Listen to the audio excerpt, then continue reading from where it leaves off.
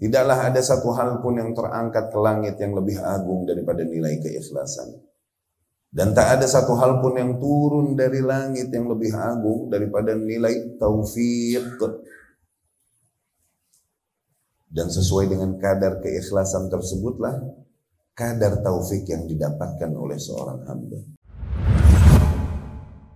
Dan bahwasanya berittiba kepada Nabi SAW adalah sebab datangnya taufik. Sebab datangnya taufik kepada kita. Ya. Dan taufik adalah hal yang paling mahal yang dapat didapatkan oleh seorang hamba dari Allah Subhanahu wa taala. Lihat, taufik adalah hal yang paling agung dan paling mahal yang bisa didapatkan oleh seorang hamba dari Allah Subhanahu wa taala. Jackpot itu kalau dapat taufik itu jackpot. Oke? Dari situ Ats-Tsauri rahimahullah berkata, "Ma min syai'in martafa' syai'un ila as-sama' a'zam min al-ikhlas." Tidaklah ada satu hal pun yang terangkat ke langit yang lebih agung, lebih besar daripada nilai keikhlasan. Tuh, pahala yang paling besar, yang naik ke langit, yang dicatat. Itu dari apa? Dari besarnya amalan? Dari banyaknya materi yang digunakan? Tidak. Dari kadar nilai keikhlasan. Itu. Martafa'at syai' ila sama' a'zam minal ikhlas. Tidaklah ada satu hal pun yang terangkat ke langit yang lebih agung daripada nilai keikhlasan. Wa ma nazala syai'un minas sama', dan tidaklah turun satu hal pun dari langit a'zam yang lebih agung minat taufik, daripada taufik. Tidak ada satu hal pun yang turun dari langit yang lebih agung, lebih besar daripada nilai taufik dari Allah. Anda nggak usah jelaskan lagi. Hidayah ada dua. Hidayah itu ada irsyad, ada taufik. Anda nggak usah jelaskan maknanya taufik lagi ya. Udah paham insyaallah. Tidak ada satu hal pun yang turun dari langit yang lebih besar daripada taufik. Wa biqadaril ikhlas yakunu taufik. Dan sesuai dengan kadar keikhlasan itulah taufik yang didapatkan oleh seorang hamba. Sesuai dengan kadar keikhlasan tersebutlah kadar taufik yang didapatkan oleh seorang hamba. Ya? Dan di antara bentuk keikhlasan kepada Allah Subhanahu wa taala adalah ketika seorang hamba mengikuti jalan Nabi-Nya sallallahu alaihi wasallam di dalam mendekatkan diri kepada Allah Subhanahu wa taala. Ya.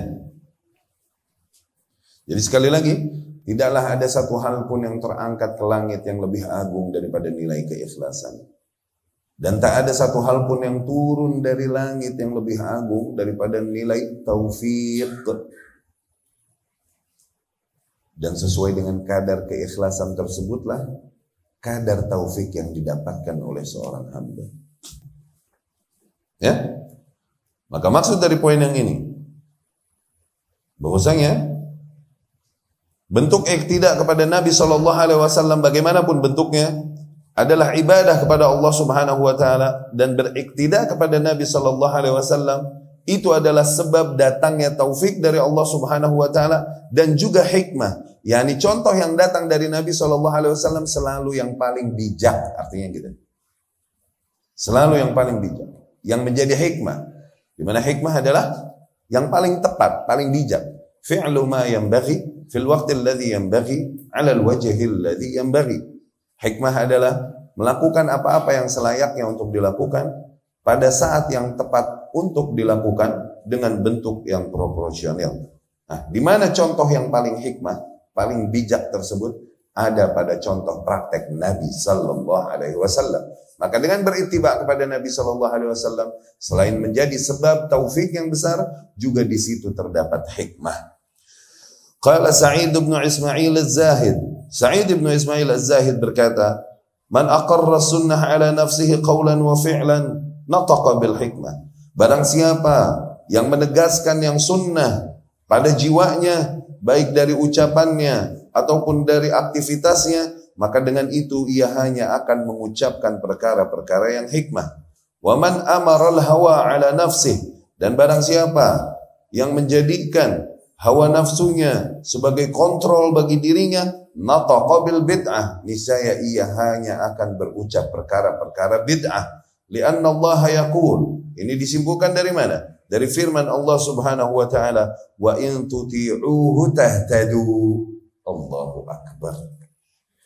Dan apabila kalian mentaati Rasulullah sallallahu alaihi wasallam, niscaya kalian akan senantiasa mendapatkan hidayah. Dan apabila kalian mentaati Rasulullah sallallahu alaihi wasallam, yakni di mana? Di sunnahnya, niscaya kalian akan senantiasa mendapatkan hidayah, mendapatkan guidance, bimbingan. Maka sebab datangnya hidayah adalah dengan mentaati Rasulullah sallallahu alaihi wasallam, berittiba kepadanya sallallahu alaihi wasallam. Athar tersebut diriwayatkan di dalam Al-Jami' oleh Al-Khatib Al-Baghdadi rahimahullah.